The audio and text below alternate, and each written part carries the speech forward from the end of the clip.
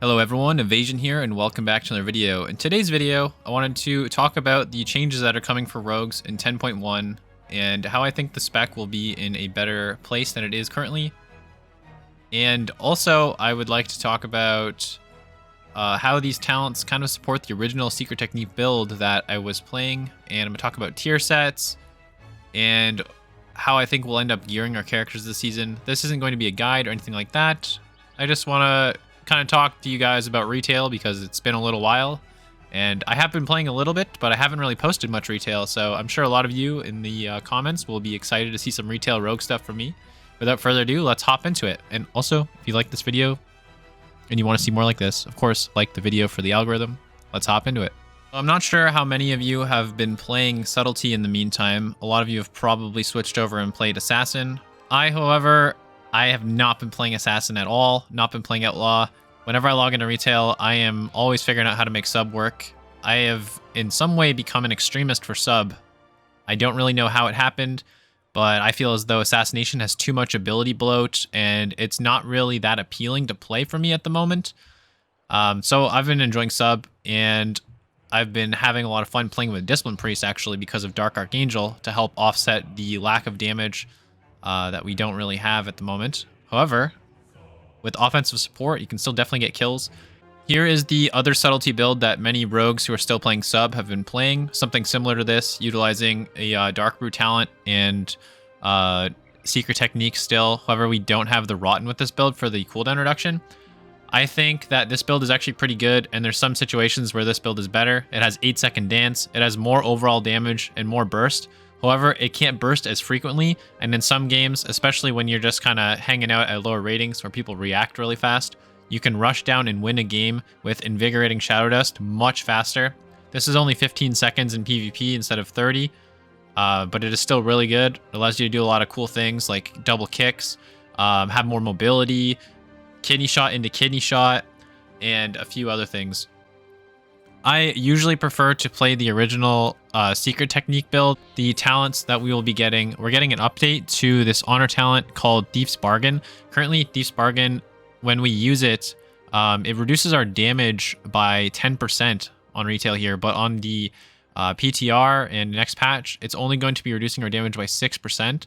And I think this is really good because Shadow Blades is one of the abilities that activates from this. And you can actually, Shadow Blades last long enough, you could actually preemptively pop it. If this 6% damage was to be at your detriment, you could press this before opening in stealth and just open hard with Shadow Blades. And between having the 2 vanishes, the cooldown reduction from Invigorating Shadow Dust, you will have that second Blades extremely fast in the game. And this could be enough damage to end a game really, really fast. And if it goes on, it allows you to continuously snowball. You have lower cooldown and vanish. Vanishing more equals more cooldown reduction equals more abilities, and it kind of spirals out from there. And basically, if we are able to perform enough damage that we can force cooldowns that have a static cooldown and allow our cooldowns to come back faster, we will eventually be able to exhaust the enemy's resources and win the game that way. And I think that's pretty cool. That's kind of how sub is still working for me. So even though the other spec is better, you're kind of able to run through everyone's cooldowns faster than they can play when you have Invigorating Shadow Dust. And if you understand how that works, you're actually able to, well, make it work, so to speak. And it's very interesting. I find it very interesting and very fun to play. The 2-set bonus is going to make it so Shadow Dance grants Symbols of Death for 10 seconds and extends the duration of Rupture by 4 seconds. This is actually pretty decent. Nothing too crazy. We'll probably use this because you can usually pick out 2 pieces of the tier set that have decent enough stats for Subtlety. However, the 4 set, it makes it so that Symbols of Death increases the critical strike damage of Eviscerate and Black Powder by 15%. This could see some use in a Finality Eviscerate focused build. However, personally, I don't think I would use this because 15% crit damage is only active when you obviously crit. And the amount of mastery you can gain by not having the mismatched stats on the set bonus is probably at least 10% mastery. And obviously, I would take 10% damage over a chance for 15% increased crit damage any day of the week. So I will probably be using 2 set. I will pick the best pieces I can, and then I will try to optimize my mastery and versatility.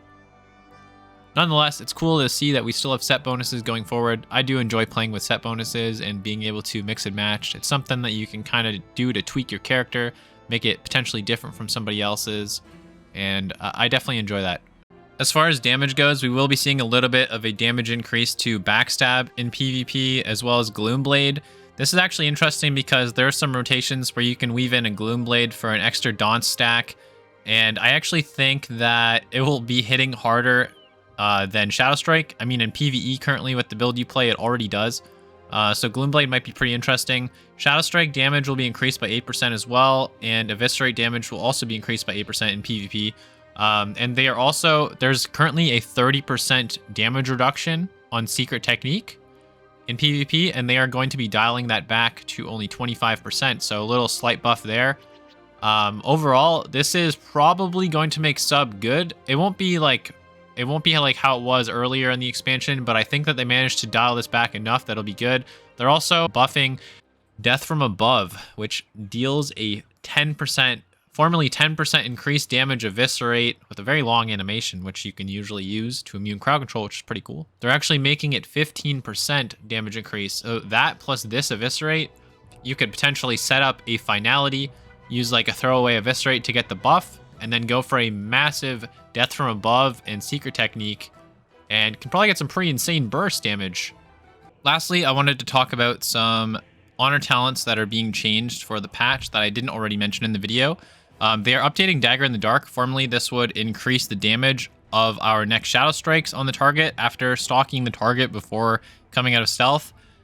This will now actually make us do a stacking 2% increased damage, stacking 6 times, so 12% increased damage if we wait that long before we come out with everything, not just Shadow Strike. So there could be some opportunities to utilize this alongside, also I said earlier, Thief's Bargain. Basically, when we use our blades, if we were to open with blades, it would reduce our damage by 6%. But through having Dagger in the Dark, we can actually kind of mitigate this by stacking 2 talents. Maybe you'd play Thief's Bargain and you would play Dagger in the Dark, and that could be a pretty good form of utilizing those 2 talents alongside Smoke Bomb, which I don't see us dropping. Duel is kind of situational. I don't find myself always using this, but it still will be a staple. Veil of Midnight is getting a buff. Formerly, this thing, I believe it gave us 100% dodge for 2 seconds after coming out of stealth. It was okay for leveling. It wasn't really used at all in PvP, so it's good to see this getting an update. Basically, using Cloak of Shadows now will remove harmful physical effects, so I'm assuming this will remove bleeds. I haven't actually got to test this out. Qs are not that quick on the PTR. Hopefully I'll get to test some more of this stuff and maybe post some more PTR footage before this stuff goes live. It increases our dodge chance as well by 100%, so we get like a little evasion when we use Cloak of Shadows, which is interesting. And lastly, I believe, yeah, maneuverability. I think this talent's going to be dead in the water. Without it suppressing slows and removing roots and stuff from us, like, this is not really going to be that useful. I probably won't use this. Dismantle also got its energy reduced to 15 from 25, but it will only be a 5-second disarm. Another thing to mention, most importantly, is that with the lack of the cooldown reduction from the PvP trinkets, our cheap shots will actually be longer in this patch. And that is one of the most important things to mention. However, most of the player base is probably going to switch back to Orc, so it'll probably end up being the same thing. But that's something to consider. Overall, I'm pretty happy with where sub is going. And I've also been enjoying Fire Mage a lot, even in the current patch where nobody's playing it. I'm pretty excited to be focusing more on some retail coming into this next patch. So if you enjoyed this video, please be sure to give the video a like. Talk to me in the comments and let me know about things that I may have missed. We'll see you again soon. Thanks for watching.